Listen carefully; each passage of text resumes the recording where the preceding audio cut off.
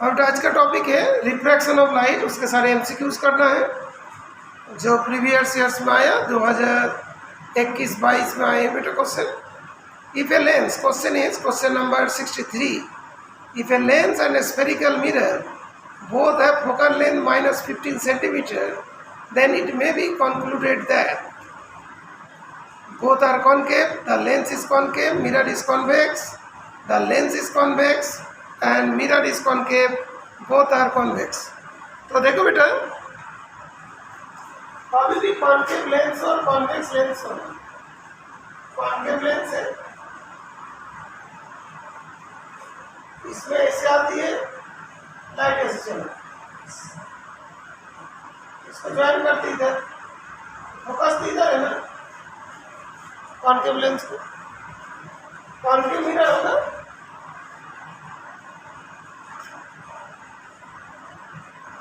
इसमें वाला parallel light एक सारा है, इधर जाएगा फोकस, ये भी तो नेगेटिव साइड है ना, ऑरिजिन का लेफ्ट हैंड साइड क्या तो नेगेटिव होती है। तो बोथ कॉन्केव जो है ना, कॉन्केव लेंस हो और कॉन्केव मिरर हो, दोनों का ही फोकल लेंथ नेगेटिव का है। ये कॉन्केव लेंस, ये कॉन्केव मिरर,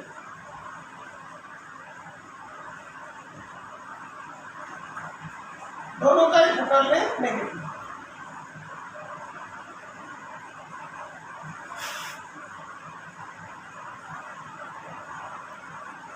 एमसीक्यू है, आराम से सॉल्व हो गया। मान लो कि ऐसा पूछ देता है कि कॉन्केव मिरर का फोकल लेंथ नेगेटिव क्यों होता है, तो डायग्राम बनाना है, फिर इस टाइम पे एक्सप्लेन करना, ठीक है। आगे ना समझ, okay good. 64 question, question number 64। A student, एक बार इधर टैप कर देता।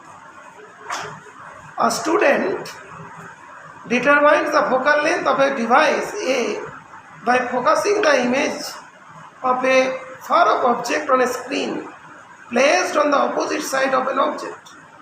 The device A is, तो इसमें 64 जो है that is option is C, that is the convex lens. तो अभी कैसे पता चलेगा? 4 ऑप्शन इसमें दिया हुआ है। First option concave lens, second option concave mirror, third option convex lens, fourth option convex mirror. तो बात यह है, इन्फिनिटिव से लाइट आ रहा है, ऑब्जेक्ट इन्फिनिटिव में है और उसके इमेज कहाँ पे बनना है? स्क्रीन में। स्क्रीन में इमेज बनेगा तो क्या होगा? रियल होगा। नंबर 1 पॉइंट इज 64 के लिए ये तो स्क्रीन में बन रहा है ना, क्या होगा? रियल, रियल इमेज हो रहा है ना।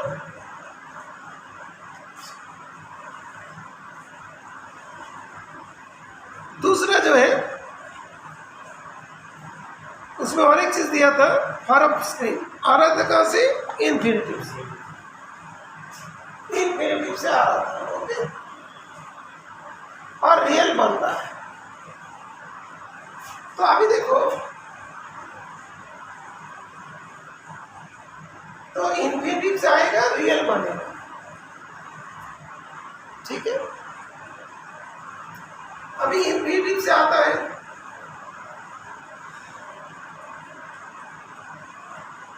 फोकस में तो बन जाता है ना, एक कॉन्केव मिरर में। तो इसमें देखो, तो अभी object on that is focusing image far of object on A screen placed on the opposite side of the object। तो स्क्रीन तो इधर रखा है, कॉन्केव मिरर होगा तो क्या होगा? फ्रंट में बनेंगे, तो कॉन्केव मिरर तो हो नहीं सकता है ना। और कॉन्वेक्स तो मिरर होगा ही नहीं, बिकॉज इसमें स्क्रीन में तो इमेज नहीं बनता है, बिकॉज वर्चुअल होता है। कॉन्वेक्स मिरर तो होगा ही नहीं, बिकॉज उसमें ऑलवेज वर्चुअल होगा। कॉन्केव लेंस भी नहीं होगा, क्यों? उसमें बैक साइड में तो बनते नहीं है, और वो क्या होता है, वर्चुअल होता है। तो लेफ्ट विथ हम लोग का कॉन्वेक्स लेंस, यहाँ पे इंफिनिटी आता है, बैक साइड में जाके बनता है। तो क्या आंसर होगा? Convex lens. तो स्क्रीन वाले पार्ट बहुत इंपॉर्टेंट है, स्क्रीन में बन रहा है तो that means it is real. Next question, when light is incident on a glass slab, the incident ray, refracted ray and the emergent ray are in three media A, B and C. If N1, N2, N3 are the refractive indices, index का plural होता है indices of A and B and C respectively, and the emergent ray is parallel to the incident ray, which of the following is true? Okay, तो 65 का first option N1 lesser than N2 lesser than N3, N1 greater than N2 greater than N3, N1 lesser than N2 equal to N3, N1 equals to N3, N3 is lesser than N2। चार option दिए, तो अभी हम लोग को देखना है कौन सा ऑप्शन करेक्ट हो सकता है। तुम लोग कौन सा ऑप्शन किया था बेटा? डी। 65 में डी किया था। एक्सप्लेन कैसे करोगे?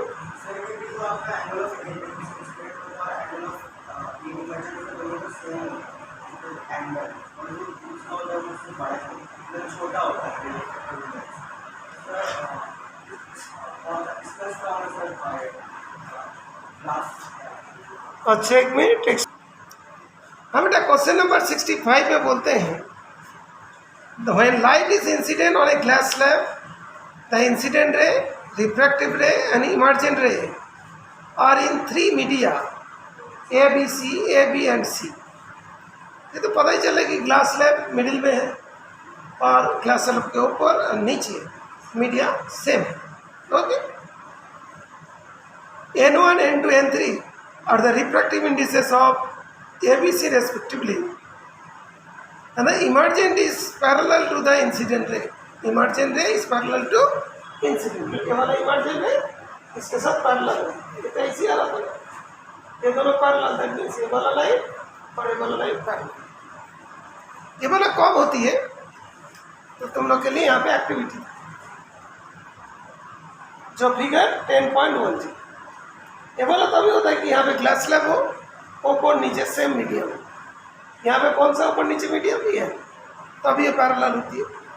दैट मीन्स N1 और N3 दोनों बराबर होगा, बट N1 N3 दोनों का जो वैल्यूज होगा वो N2 से लेसर होगा, बिकॉज N2 का रिफ्रैक्टिव इंडेक्स N1 से ज़्यादा होगा।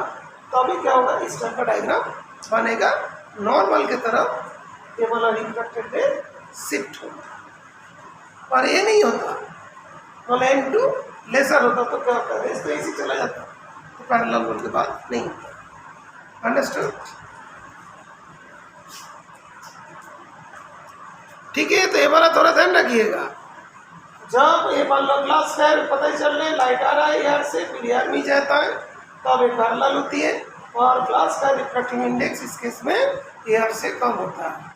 दैट मीन्स यहाँ पे हम लोग का जो ऑप्शंस दिया था, option number 4, N1 equals to N3 but less than N2। Online में क्लियर है बेटा? यस और no?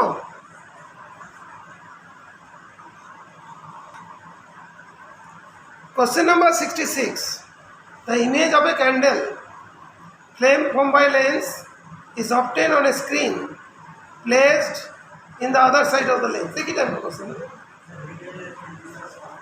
Yes. According to a new Cartesian sign convention, if the image is 3 times the size of the flame, then the lens is कौन सा lens होगा? ये तो पता ही चल गया बेटा, कौन सी साइड में? ऑपोजिट साइड में। ऑपोजिट साइड्स में, ऑपोजिट साइड्स में होगा तो क्या होगा? कॉन्वेक्स होगा। कॉन्वेक्स लेंस होता है तो मैग्निफिकेशन कितना होगा? -3 बिकॉज ये जो आएगा ना कॉम्प्लेक्स रियल तभी बनता है कि जब मान ऐसा है, इधर चला जाएगा, यहाँ से हो, यहाँ से हो चलता है। ये तो डाउनवर्ड बन जाता है ना बेटा, बिलो द प्रिंसिपल एक्सिस। तो मैग्निफिकेशन क्या होगा, माइनस का होगा, माइनस। तो this will be convex and magnification is -3। Question number 67, the power of combination of two lenses in contact is 1 diopter. If the focal length of one of the lenses of the combination is 20 centimeter, the focal length of the other lens would be, find किया था बेटा, find किया था, ठीक है, minus का 25 centimetre, ठीक है। Focal combination of to lenses in contact, एक लेंस का तो दिया था कितना, +1 diopter. Focal length of the one of the lenses of the combination is 20 centimeter. Focal length of one of the lenses is combination. The focal length of the other lens is power of the combination of the two lenses in contact. ये जो final जैसे normal यहाँ पे ये दोनों का value कितना है, +1। यहाँ पे कुछ होगा है ना, हम लोग को पता नहीं कि ये कॉन्टैक्ट में कौन सा वाला लेंस, इसके पावर P1, इसके पावर P2, इसके पावर P3, तो P1 + P2 = P3 है। P3 का वैल्यू कितना दिया हुआ है, P1 का वैल्यू कितना बेटा,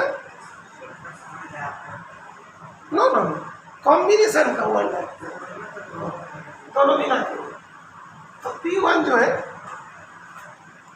वो हम लोग का one of the focal length is 20 centimetre, तो P1 = 1/8। F कितना था बेटा, 20 सेंटीमीटर, 20/100, 100/20, 5 diopter, इसका तो 5 है। P2 हम लोग को पता नहीं, P2 हमको फाइंड करना, तो P2 = -4 आ गया, ठीक है। तो P2 = -4, F = क्या होता है, 1/पावर, पावर डायरेक्टर में होता है और फोकस लेंथ मीटर में है ना, तो 1/-4, तो फोकल लेंथ हुआ 1/4 metre, 1/4 × 100, that is -25 centimetre, -25 centimetre, ये हो गया -25 सेंटीमीटर। बस इस तरीका से सॉल्व करना। उसके बाद 68 क्वेश्चन में जो दिया गया, study the diagram, diagram given, अच्छा लग रहा है, स्टडी द डायग्राम, डायग्राम पीछे की तरफ दिया, डायग्राम यहाँ पे दिया, given below and identify the type of lens x dash type of lens and the position of the point on the principal axis O dash where the image of the object AB appears to be formed। ये बोला तुम्हारा एक lens बता, और ये भी क्या चीज है बेटा, ऑब्जेक्ट है। तो हम लोग का ऐसा करके दिया गया, अभी बता, ये वाला लेंस है, यहाँ पे ऑब्जेक्ट रखा है, यहाँ से लाइट क्या, कौन सा लेंस का प्रॉपर्टी होती है, कॉनकेव का प्रॉपर्टी। बोलते हैं कॉनकेव ओनली, सब में कॉनकेव में तो आएगा, और between O dash and Y ऐसा करके दिया ना बेटा। Position of the point on the principal axis O dash,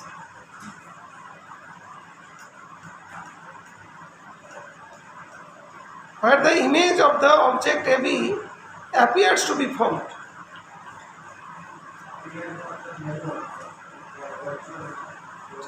virtual हुआ तो कॉनकेव तो हो गया, तो कॉनकेव तो है। उसके बाद जो पॉइंट दिया ना बेटा, between O dash and Y, between O and Y, ये चीज़ लिखा गया। इसका मतलब 68 में जो वाला पॉइंट दिया वो वाला तुम लोग चेक नहीं किया ना बेटा। यहाँ पे था ओ, यहाँ पे था ओ है ना बेटा, बीच में क्या था वाई।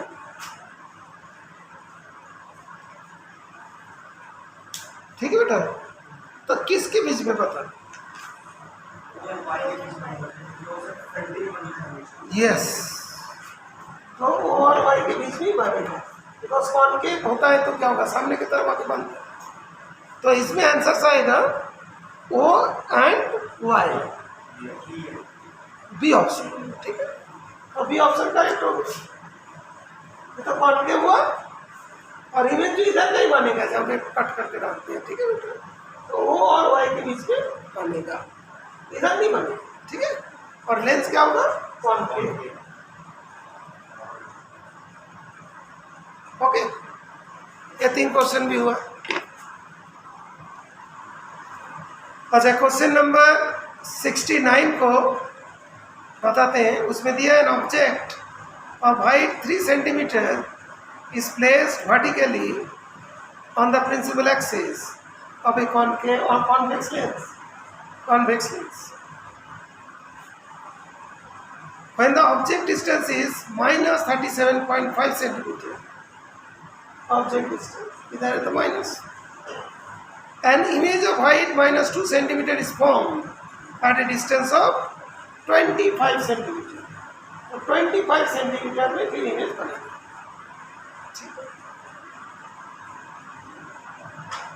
उसके बाद नेक्स्ट एक्सपेरिमेंट कर रहे हैं। Next the same object is place vertically at 25 centimetre from the lens. अभी कहाँ पे रखा, 25 centimetre, minus 25। In this situation the image distance v, इस इमेज क्या बना v में, और हाइट ऑफ इमेज क्या है, फाइंड करना। ठीक है, तो पहले इस कंडीशन से हमने इसका फोकल लेंथ फाइंड कर लिया। तो 1/v minus 1/u equal to 1/f। 1/v का वैल्यू 25, u का वैल्यू माइनस 37.5, तो दोनों ऐड हो गया। पॉइंट इसको हटा देंगे तो ऊपर चला जाएगा 10, तो 2/75, तो 5/75 इक्वल टू 1/f। तो 5/75 1/f कितना हुआ, 15 सेंटीमीटर। दैट मीन्स इस इंफॉर्मेशन से हम लोग लेंस का फोकल लेंथ फाइंड नॉर्मल जैसे क्वेश्चन सॉल्व करते करेंगे। यू दे दिया, v फाइंड करना है, हाइट ऑफ इमेज फाइंड करना। तो 1/v minus 1/u equal to 1/f, जब तो ही हो गया, तो हमारा 15 सेंटीमीटर। यहाँ से v का वैल्यू आ रहा है 37.5। पहले ऑब्जेक्ट 37.5 लेता, अभी इमेज का में बन रहा है 37.5। अभी हाइट ऑफ इमेज फाइंड करना है, तो magnification v/u, height of image, height of object, v/u values put कर दो। पुट करने के बाद सोल्व कर दिया, आंसर आएगा -9/2 माइनस 4.5 सेंटीमीटर। क्यों, बिकॉज नीचे की तरफ बनता है, अभी तो नेगेटिव। तो अभी ऑप्शन क्या था, सी प्लस 37.5 एंड एच होगा -4.5 सेंटीमीटर। क्वेश्चन बहुत बढ़िया है ना बेटा, ऑनलाइन में आ गया बेटा, समझ में। Kartik, question number 70, a lens as a power +4 dioptre, it is plus में है तो नेचुरली पॉजिटिव है, तो फोकल लेंथ भी पॉजिटिव होगा तो कॉन्वेक्स होगा। फर्स्ट इज कॉन्वेक्स होगा। कॉन्वेक्स होगा तो हम लोग का ए ऑप्शन होगा, नहीं तो सी ऑप्शन होगा ना। कॉन्वेक्स हो जाएगा मतलब। उसके बाद फोकल लेंथ जो दिया, तो convex of focal length 0.25 metre और convex length of focal length 4 metre. ठीक है। तो पावर जो है वन अपने मीटर में होता है। 1 मीटर में क्या होगा, 1 अपॉन पावर। पावर कितना दिया तो 4 टाइम, तो ए भी कॉस्ट कितना होगा, इतना मीटर होगा। मीटर को सेंटीमीटर में चेंज करें।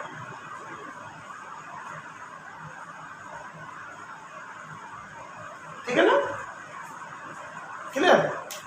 तो उस केस में हम लोग का ऑप्शन जो आएगा सी ऑप्शन हो जाएगा, है ना। नहीं तो इस तरीका से सेंटीमीटर, अच्छा ठीक है, उल्टा ही कर दिया मीटर। ठीक है, मीटर में आंसर किया तो ठीक है, तो 0.25 मीटर। सेंटीमीटर में नहीं क्या, मीटर में, तो 0.25 मीटर में। ठीक है, सी ऑप्शन ये वाला करेक्ट होना चाहिए था सब। अब बेटा क्वेश्चन नंबर जो 70 तक हो गया। 71, an object is place in front of A concave lens. Concave lens, okay. For all position of the object the image formed is always, तो वर्चुअल होते हैं।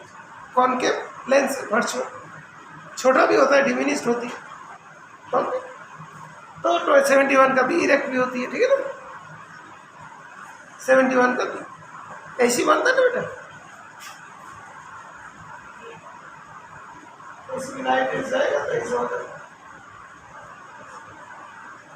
इरेक्ट ही तो होगा, बिकॉज इधर वाला ऊपर है तो ऊपर ही रहेगा। इरेक्ट होगा, डिमिनिश्ड होगा और वर्चुअल होगा। ये थोड़ा ऐसे ऐसे करके। नेक्स्ट इज 72, है ना बेटा। A ray of light starting from here passes through medium A of refractive index 1.50, enters a B of refractive index 1.33, and finally enters the refractive index 2.42.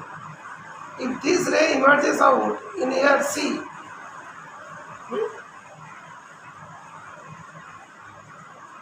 near from C, then for which of the following pairs of media the bending of light is least? ये वाला question थोड़ा typical लगा ना। आगे तो क्या, तो then which of the following pairs of media the bending of light is, that is तुम्हारा least, A and B। ए का रिफ्रैक्टिव इंडेक्स कितना,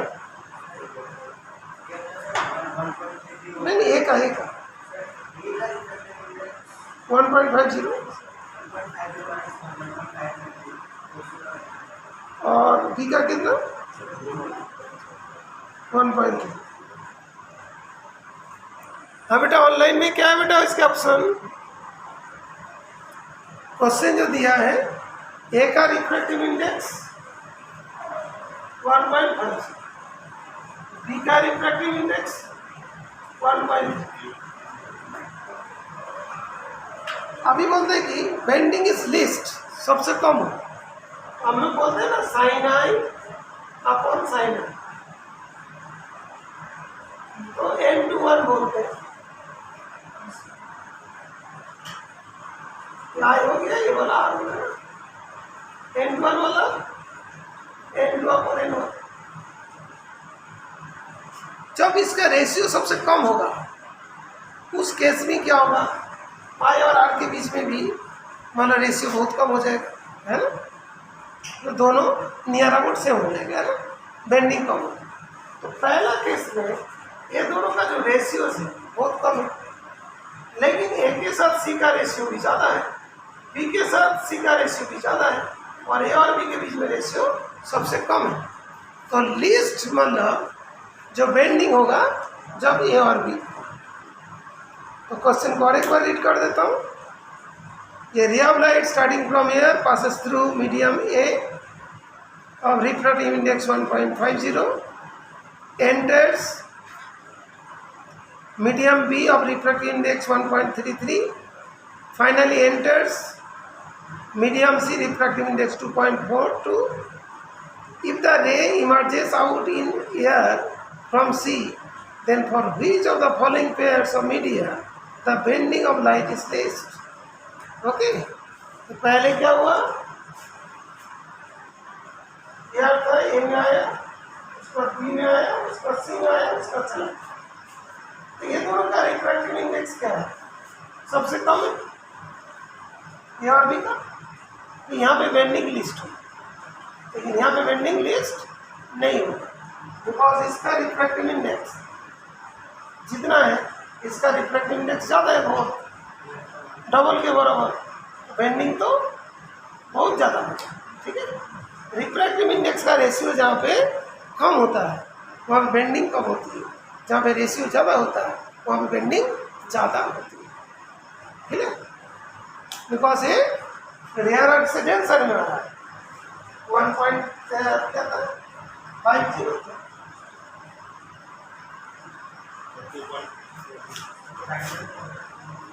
1.42